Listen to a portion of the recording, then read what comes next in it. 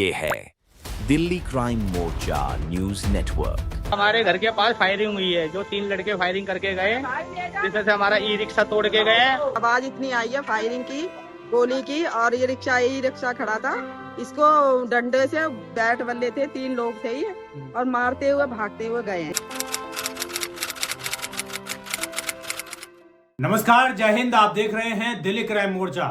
राजधानी दिल्ली के outer district के अंतर्गत आने वाले मंगोलपुरी क्षेत्र से एक बड़ी खबर सामने आ रही है। हम जो आपको स्क्रीन पर तस्वीर दिखा रहे हैं, आपको बता दें मंगोलपुरी जे ब्लॉक की तस्वीरें हैं। जानकारी के मुताबिक कल शाम को 4 बजे के आसपास यहां पर कई राउंड फायरिंग की घटना को अंजाम दिया गया। इतना ही नहीं, फायरिंग करने के बाद बदमाश वहां पर लोगों को डराते धमकाते, इसके अलावा गालियां देते हुए नजर आए। आरोपों के मुताबिक यहां पर मौजूद एक ई रिक्शा के ऊपर बदमाशों ने कहर ढाया, पूरे ई रिक्शा को क्षतिग्रस्त कर दिया।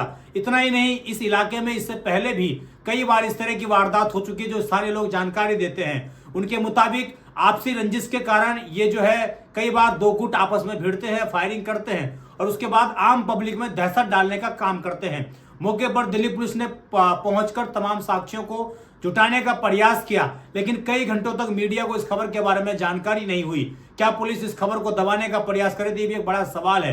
लेकिन इस पूरे घटनाक्रम में पुलिस ने मामला दर्ज करके तमाम आरोपियों की धरपकड़ शुरू कर दी है। देखना होगा कि कब तक ये लोग मंगोलपुरी जो फायरिंग की घटना हुई है इसमें पकड़े जाते हैं, क्योंकि बताया जाता है कि आपसी रंजिश में पहले भी कई बार इस जगह पर फायरिंग की जा चुकी है। हमारे संवाददाता वहां के राजेश दुगल जी ने एक रिपोर्ट तैयार की है, लोगों से बात की है। सुनिए लोगों ने क्या कुछ कहा। आपका? मेरा नाम सतपाल है। सतपाल जी, क्या से क्या हुआ यहाँ पे? सर जी, हमारे घर के पास फायरिंग हुई है, जो 3 लड़के फायरिंग करके गए, जिसमें से हमारा ई रिक्शा तोड़ के गए, और हमारे पड़ोस में चौबिन की दुकान थी, उसमें डंडे बरसाते आपको गए। कैसे पता कि वो फायरिंग हुई है? सर जी, मैंने खुद देखा है कि उनके हाथ में उनके हाथ में कट्टा था, और जिसमें से चाकू था एक हाथ में, एक हाथ में बेसबॉल का बल्ला था, जो हमारे ई रिक्शे पे बेसबॉल का बल्ला मारा है। आपसे कोई पुरानी रंजिश? पुरानी रंजिश हमारे से नहीं थी, हमारी गली में जिससे रंजिश थी उसके चक्कर में आए थे, लेकिन उसके चक्कर में हमारे घर का नुकसान करके गए हैं। इससे पहले कभी कोई बात हुई इनसे? उससे पहले कोई बात नहीं थी हमारी। उससे रहने पहले वाले कहाँ के लड़के?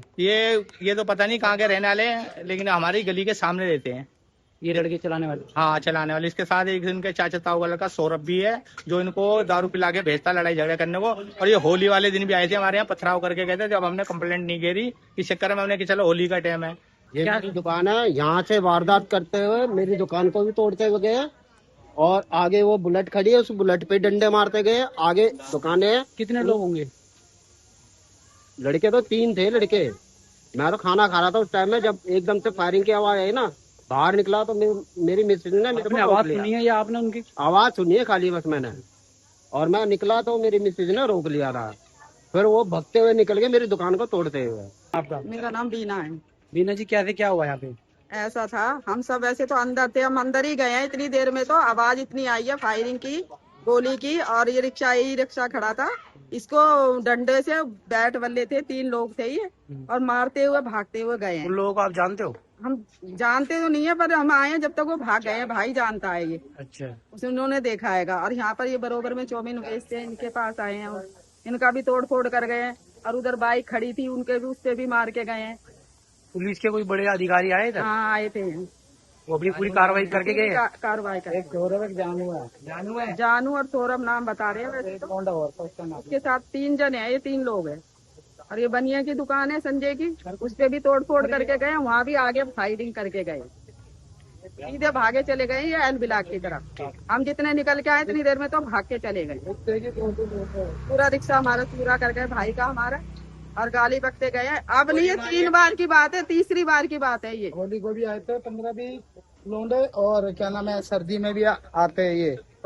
जब मर्जी मतलब आ जाते हैं ये, जैसे महीने 2 महीने। आप लोगों से कोई इनकी पुरानी रंजिश नहीं, है? हमारी कोई नहीं है। जिसने मर्डर कर रहा था वो पड़ोसी में रहता है। वो अच्छा, तो उनकी कोई रंजिश है इस गली में? हाँ, हाँ, बस वो उसी वजह से। देने के लिए उसी वजह देने से के आते लिए हैं तोड़ ये गए लोग। रिक्शा भाई का। एरिया कौन सा है ये? ये जे ब्लॉक है, ये मंगोलपुरी जे ब्लॉक।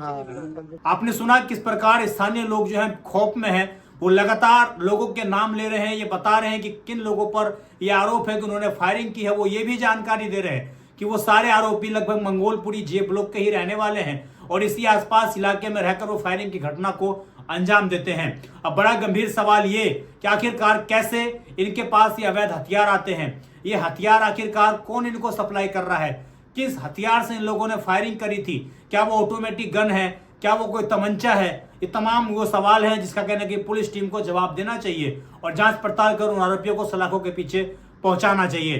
पुलिस ने मामला दर्ज करके तमाम लोगों को कहा है, वहां पर आला अधिकारी जो है अपना कॉन्टैक्ट नंबर लोगों से शेयर करके आए हैं, जिससे कि लोगों के अंदर कम से कम विश्वास जाग सके कि आखिरकार वो अपने आप को सुरक्षित महसूस कर रहे हैं। देखना होगा कि कितनी जल्दी मंगोलपुरी थाने की पुलिस इन लोगों को सलाखों के पीछे पहुंचाने का प्रयास करती है, लेकिन इस खबर ने फिर से मंगोलपुरी के अंदर खौफ डालने का प्रयास किया है। मैं विजय ठाकुर, आप देखते रहें दिल्ली क्राइम मोर्चा। धन्यवाद।